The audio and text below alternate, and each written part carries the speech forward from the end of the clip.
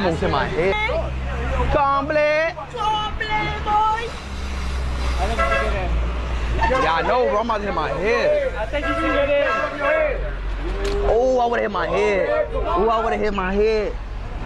Get in. Just get in, please. Hey, man. Hereditary, bro. It was this girl. She got like a peanut allergy. Then she put her head out the window. She put her head out the window and said, It is genuinely unfathomable to me that this guy is like actively acknowledging how dangerous what he's doing is, yet for some reason he just refuses to stop.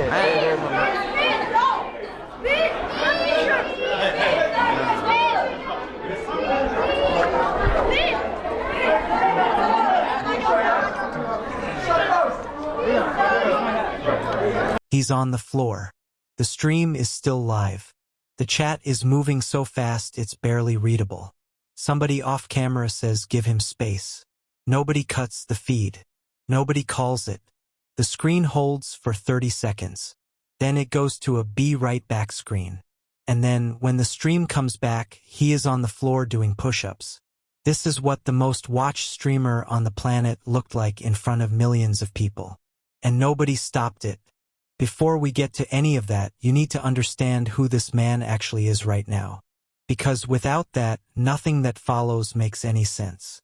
While working on this iShowSpeed video production, I was having a chat with the new editor downstairs, and in confidence he said he does not believe we can get this channel to 1,000 subscribers in 14 days. I do not know if he's playing a prank with this one, but the countdown is on. Please kindly subscribe. We need to prove Peter wrong that we can get to 1,000 subscribers before 14 days. Thank you. iShowSpeed, real name Darren Watkins Jr., is, by almost any metric, the most globally recognized streamer alive. Not just popular. Not just viral. Recognized. There is a difference. The week before these streams happened, he was in the WWE, physically diving off the top rope onto Logan Paul's chest in front of a live arena. He was in a Super Bowl commercial. He was mid a live IRL world tour, streaming from country to country non-stop, while simultaneously attempting to break the Guinness World Record for most countries streamed in within 24 hours. And he is 21 years old. His entire brand, the thing that built all of it, is not just charisma. It is the physical reality of him. The man genuinely trains. The freakish athleticism is not manufactured. The audience doesn't believe he's invincible because he says so. They believe it because, for years, his body has backed it up. And for a person whose entire identity is built on the idea that his body has no ceiling, that was exactly the problem. It's the glitched system, and this is why Speed's biggest enemy was never the internet. It was himself. Here is what his world actually looked like before the Caribbean streams. The IRL World Tour was not a content gimmick. This was a full production. Multiple countries, live audiences in the streets, bodyguard detail, a team traveling with him. Cities would find out he was coming and hundreds of people would materialize. In Brazil, the crowd was so large it became a safety situation. This was not a streamer going for a walk. This was a global event that he happened to be broadcasting on Twitch. The world record attempt was the natural conclusion of all of it. The idea was simple: more countries, faster, non-stop. No sleep, no real rest, just movement and a live feed. And if you have watched even 10 minutes of one of his streams before, you understand why the audience did not question it. Because this is who he is. He does not stop. That is the brand. That has always been the brand. The problem with building a brand on being physically limitless is this. At some point, your body will disagree with the narrative. And the question becomes, what do you do in that moment? Do you acknowledge it? Or do you double down? Speed answered that question during the Barbados stream, before the fainting, before the collapse, before any of the worst of it, when he was hanging half his body out of a moving bus and someone off camera said something about being careful.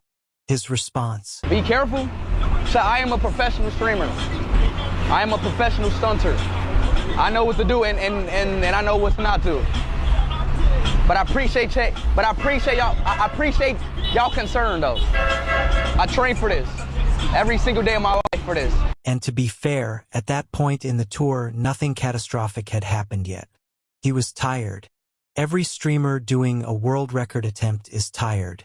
The audience was engaged. The clips were everywhere. From the outside, the machine was still running exactly the way it was supposed to. What nobody could see yet, including, it seems, the people around him, was that the machine had already started to crack. The bus clip is not the worst thing that happens in this story, but it is the moment that tells you exactly how the rest of it was going to go. During the Barbados leg of the tour, for somewhere between 3 and 4 uninterrupted minutes, Speed hangs the top half of his body out of a moving bus. Not briefly, not once, for minutes. Eyes closed at points, head near concrete pillars. The bus is moving. The bodyguards are there. Nobody pulls him in, and he knows he can see how close he is to the poles coming at him. He makes a joke about it, a reference to the film Hereditary. Hereditary, bro, with this girl, she got like a peanut allergy. Then she put her head out the window. She put her head out the window and said, It is genuinely unfathomable to me that this guy is like actively acknowledging how dangerous what he's doing is, yet for some reason he just refuses to stop. You know the scene. There is a version of this that is just reckless content. A streamer pushing it for the clip. That version is stupid, but it is at least legible. What makes this different is the specific thing he says when someone tells him to be careful. We already heard it. He says he trained for it. He says he's a professional stunter. He says he knows exactly what he's doing. His bodyguard is literally right there just watching bro. This isn't content, this is actually insane. Eyes closed at 40 miles per hour. I can't watch this. The audience could see what was happening. The people in that bus could see what was happening. And everyone kept filming. But the bus was just a preview. What came next wasn't reckless. It was worse, it was his body making the decision for him. To be clear about what the bus clip actually was, this was not a split-second moment. This was 3 to 4 minutes of sustained, deliberate physical recklessness, live on stream with an entire team watching. There are multiple moments in the clip where the concrete pillars come close enough that the camera angle makes it genuinely unclear whether he makes it. He is laughing. His eyes are closed on a moving vehicle. And the thing that the internet mostly skipped over is the part where he looks directly at the camera and invokes the Hereditary reference, making a joke about snapping his neck while his neck is currently in range of a concrete pillar at speed. There is no training that prepares a person for that. There is no professional stunter credential that covers hitting your head on a fixed object at 40 miles per hour. The audience knew it. The chat knew it. What his quote reveals is that he genuinely believed his own mythology hard enough to say it out loud mid-danger. That is the crack. Not the risk. The belief. Hours later, in the middle of the world record attempt, which, remember, required pushing through multiple countries with no real rest, Speed faints. Fully. On live stream, in front of his entire audience. The feed cuts. The "be right back" screen holds for a few minutes. There is, at this point, a very clear and obvious call to make. Cut the stream. Stop the attempt.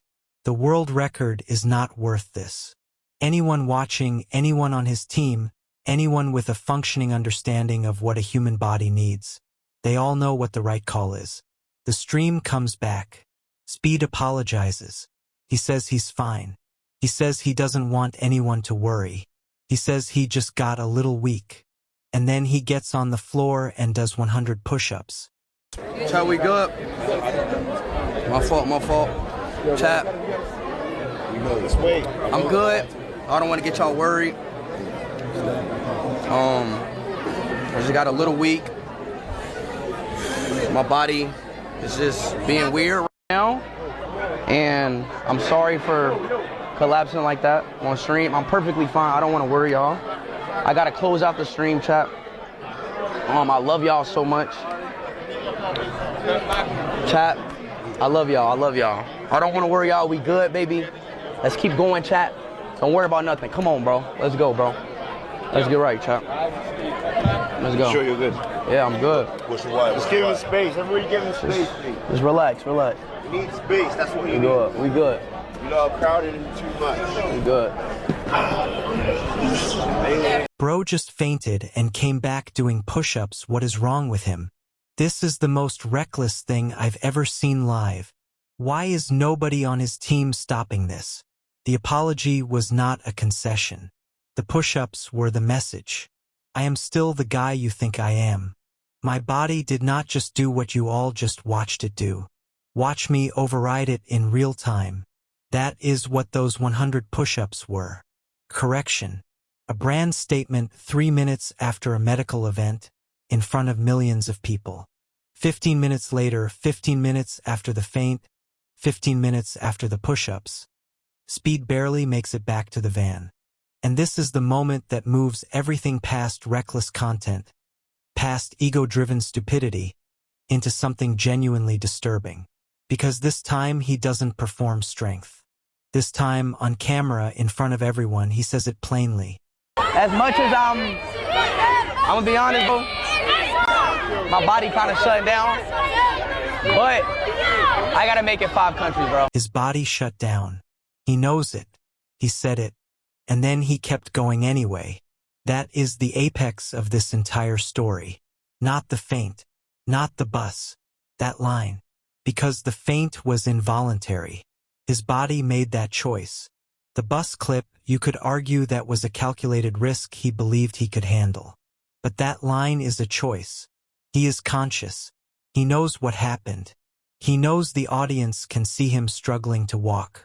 And he looks directly at the camera and says his body has shut down, and that it doesn't matter. 5 countries. That is the destination. That is what is real. At 21 years old, at the peak of his physical youth, at the peak of his global relevance. His body is screaming stop, and the myth won't let him. The comment section isn't joking anymore at this point. Neither are we. In the story of iShowSpeed, we're not watching a streaming problem unfold.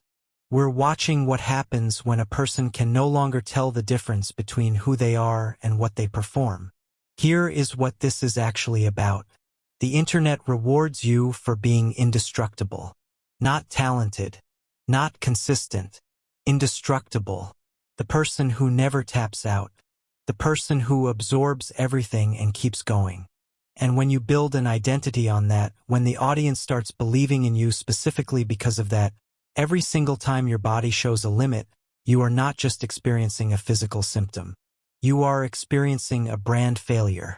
And for a person fully fused with the myth of themselves, those two things start to feel identical.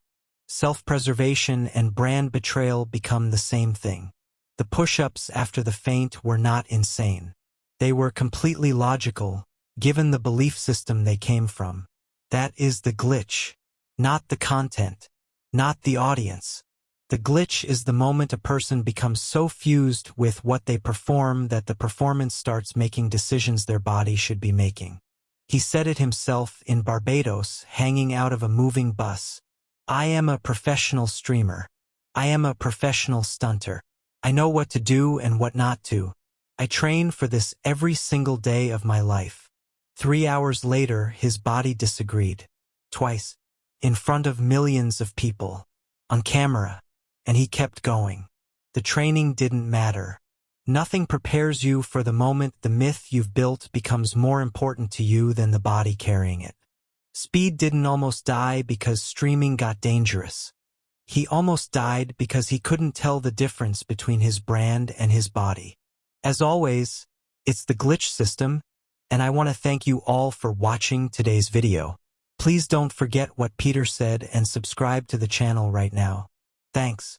I'll see you on the next one. Peace.